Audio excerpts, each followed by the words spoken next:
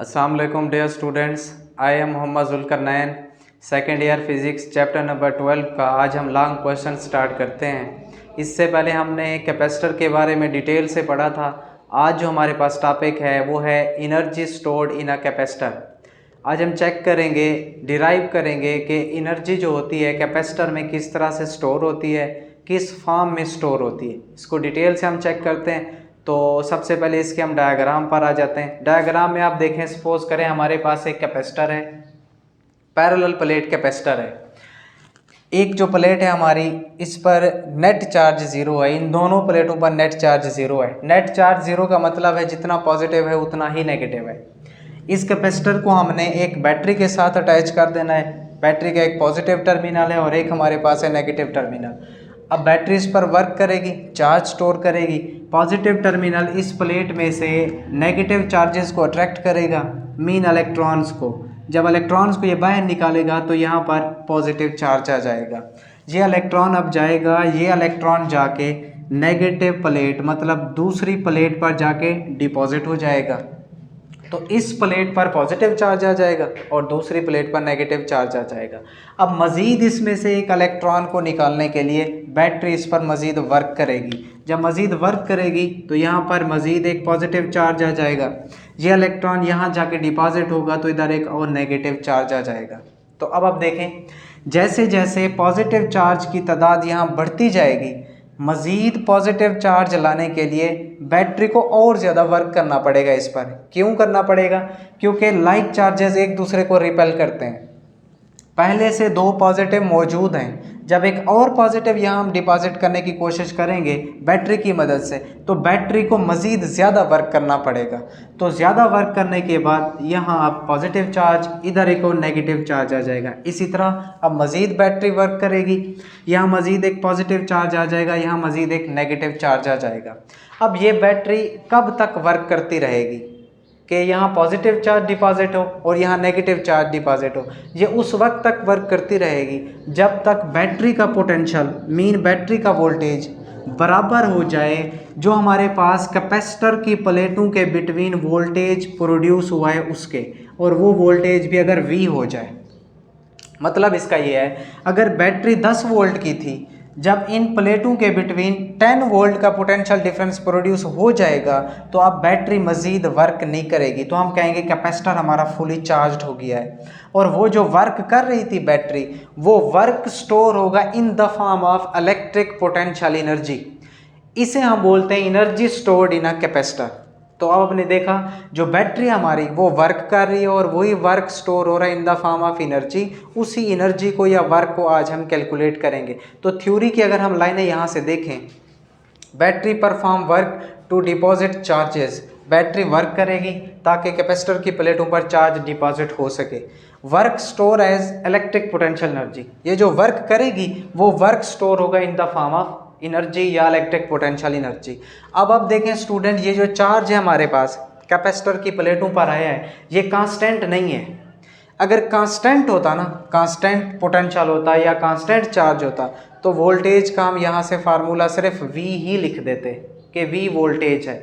लेकिन जब हम बैटरी को यहाँ अटैच करते हैं तो शुरू में पोटेंशियल कम होता है, फिर पोटेंशियल इंक्रीज़ होना शुरू हो जाता है, फिर आखिरकार जाके ये मैक्सिमम हो जाता है। तो जब इस तरह की सिचुएशन आ जाए, जब वेरी कर रहा हो, कांस्टेंट ना हो पोटेंशियल, तो वहाँ हम लेते हैं एवरेज पोटेंशियल, जिसे हम बोलते हैं एवरेज वोल्टेज। अब एवरेज वोल्टेज कैसे लेंगे? Initial voltage plus final voltage, दो वैल्यूज़ हैं तो इनको 2 पर हम डिवाइड करेंगे एवरेज लेने के लिए, औसत जिसे हम बोलते हैं।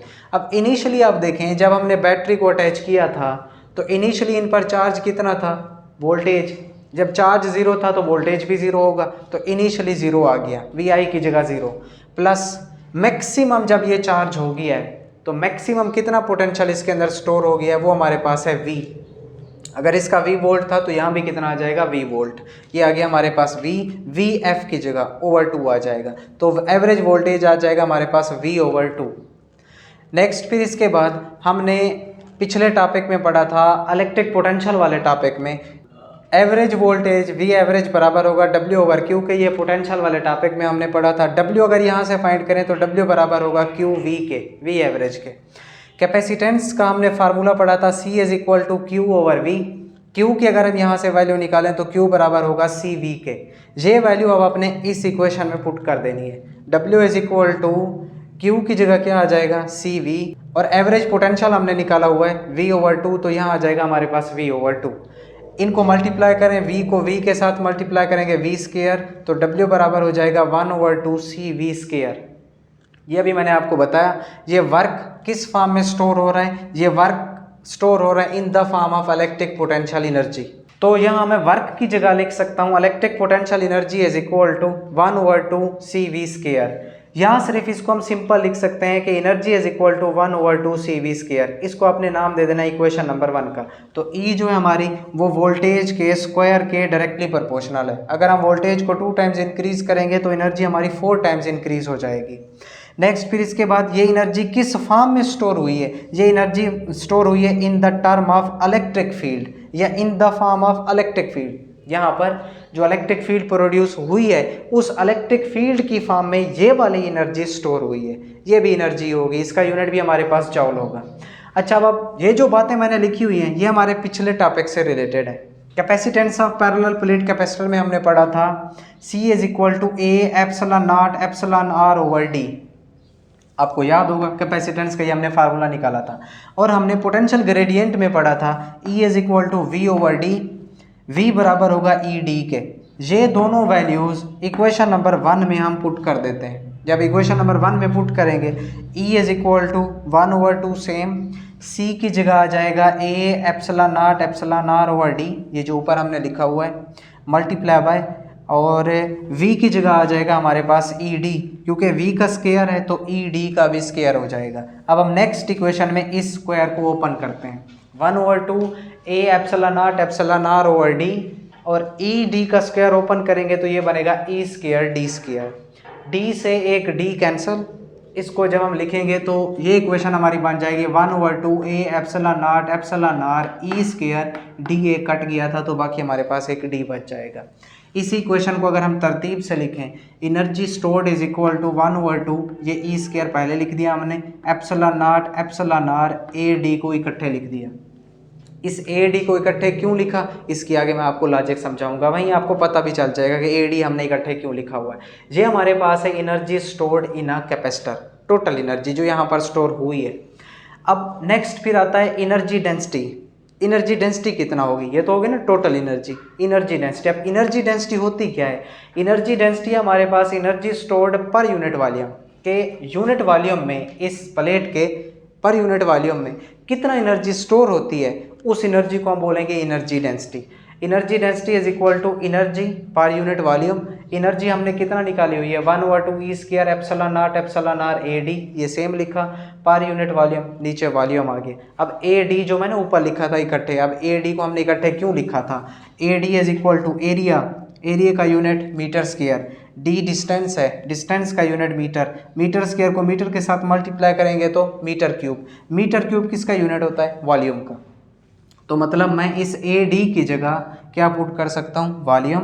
तो हमारी इक्वेशन बन जाएगी 1/2 E square epsilon naught epsilon R AD की जगह वॉल्यूम, बट्टे में वॉल्यूम आ जाएगा, वॉल्यूम से वॉल्यूम कैंसल, एनर्जी डेंसिटी आ जाएगी हमारे पास 1/2 E square epsilon naught epsilon R।